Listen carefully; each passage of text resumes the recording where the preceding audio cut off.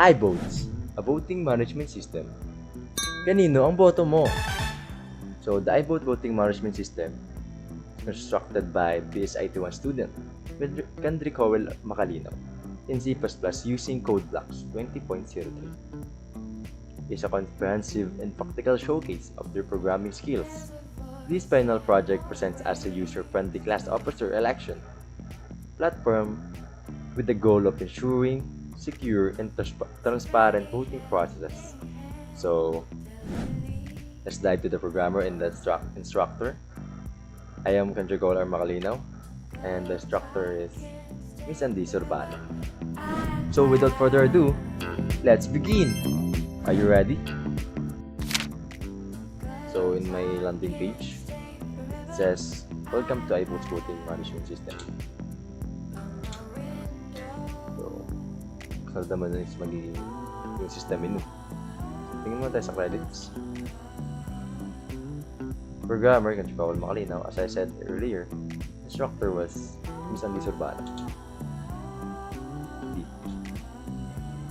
Code blocks 20.0t.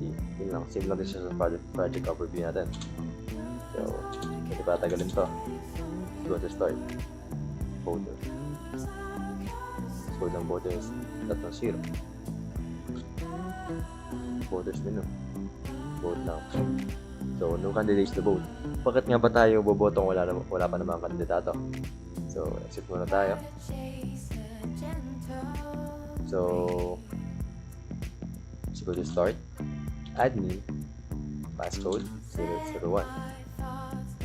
So, add candidates, So, add candidates sa president. Yun na lang gusto natin i-add, 3. Okay, that's me. Ronnie Lopreno.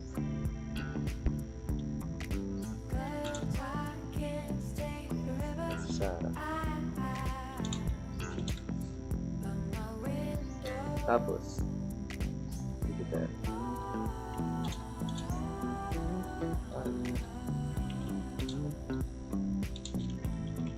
Marcos. Okay. Successfully added. So, yun yung tatlo natin nilagay. Ronnie Lopreno, Sarah G, and Mong Marcos. So, nag-ulit naman tayo. Pinalista natin, 2. Mas president natin si Digo.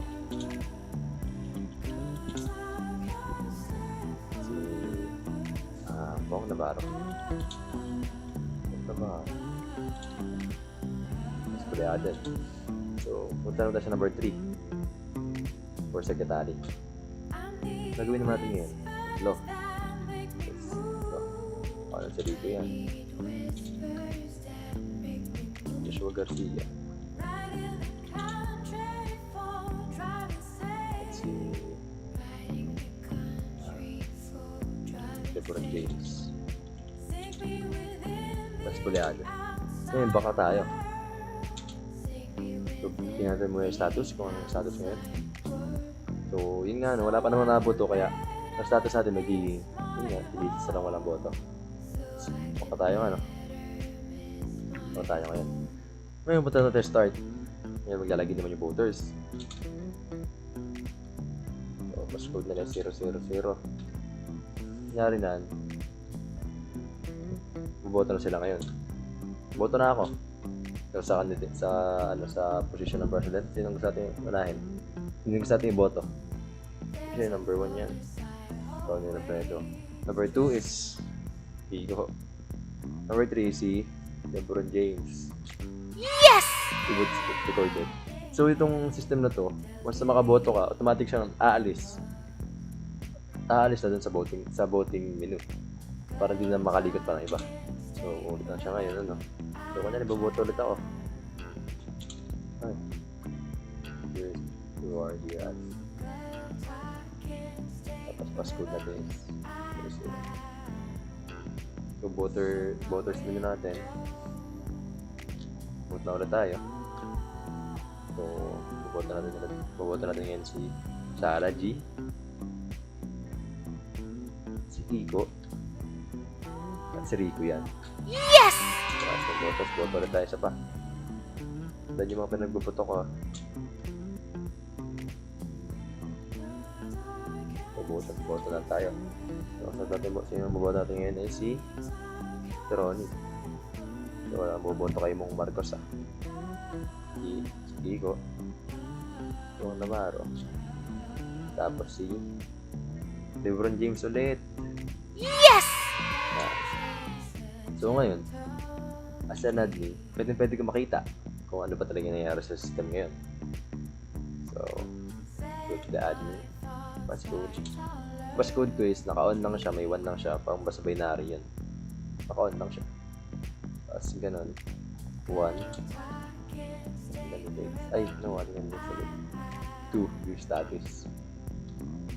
So yan. Yan na yung magiging ano natin. Yun na yung ano natin ngayon. Tawag dito. Yun yung standing natin ngayon. So, kita naman natin hindi ba siya naka-sort. So, ngayon, back tayo. So, tayo mag-exit, no? Tapos na ako na rin botohan, no? Tapos na yung election na umabot na nakota na yung oras. So, ngayon, sa DS for exit. So, tayo. So, your vote is recorded. Thanks for using our program. Ano? So, ngayon, dito naman tayo sa admin receipt. Dito na pasok yung mga ano. Yun. Pagpunta naman dito sa sa admin receipt, ito yung voting result receipt natin. Ang mayroon sa kanya, automatic na siyang nakasort. Nakikita natin sino nauna. Ang nanalo ay si Ronnie Robredo, Kiko Pangilinan, at LeBron James. Yun lang, thank you for voting. Ngayon, dumaka naman tayo sa sa codes.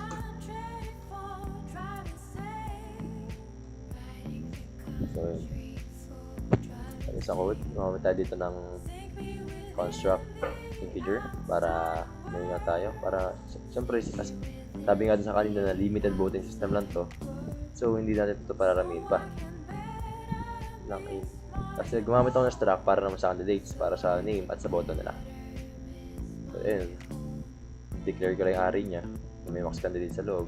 Para laging 10 lang yung pwede na. Siyempre, sino ba namang mag-elect sa room na halos umabot ng 10 yung gusto maging president? Diba? Wala na.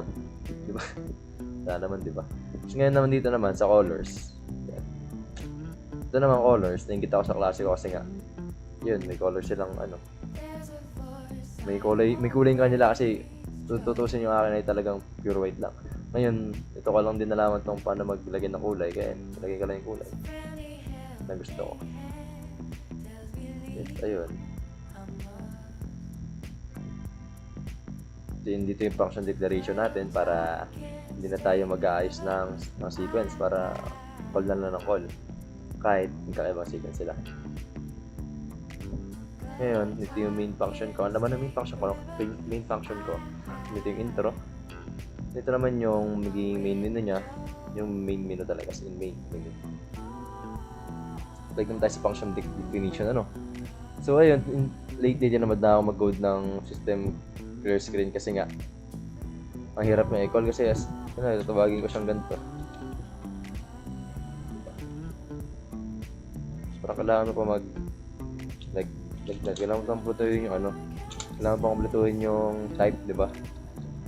Unlike dun sa sa pag ginawa natin siya ng void, nangyari sa kanya is clear screen. Yan lang, sabay ganito, tapos na, di ba? Ganun na kadali, mas mabilis.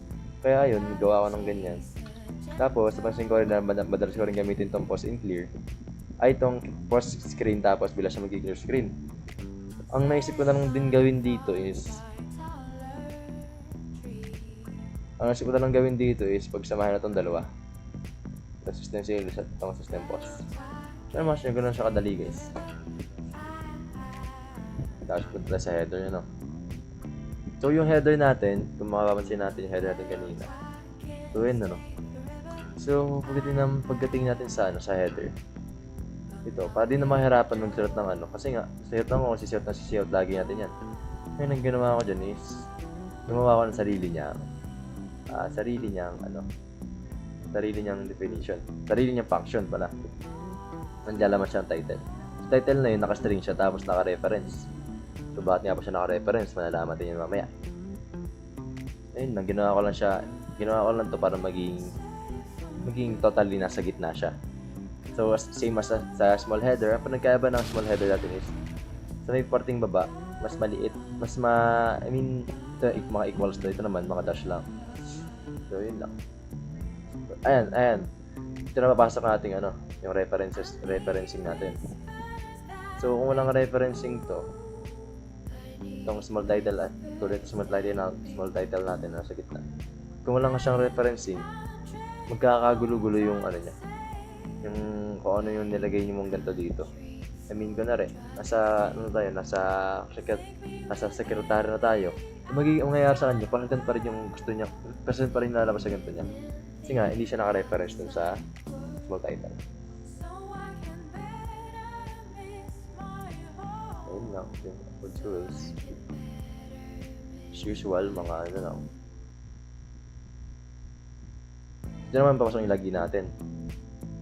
Dito gumawa ako ng pan-check ng passcode ng tayo. Ito naman naka-boolean siya. Boolean return siya, boolean return. Mayroon niyan, kung voter ka, dapat yung passcode mo lang, ang true passcode lang is 000.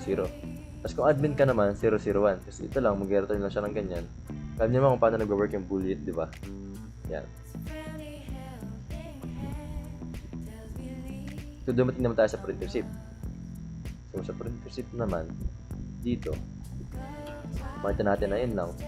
At i-register dun sa admin receipt, ito na pangalan na yun. So, ngayon, outfile lang din. Kung ano yung nakalagay doon sa view status, ito lang din yun. Kaso, ang pinagkaiba naman nito is, pag tayo print receipt, punta tayo sa exit sa main.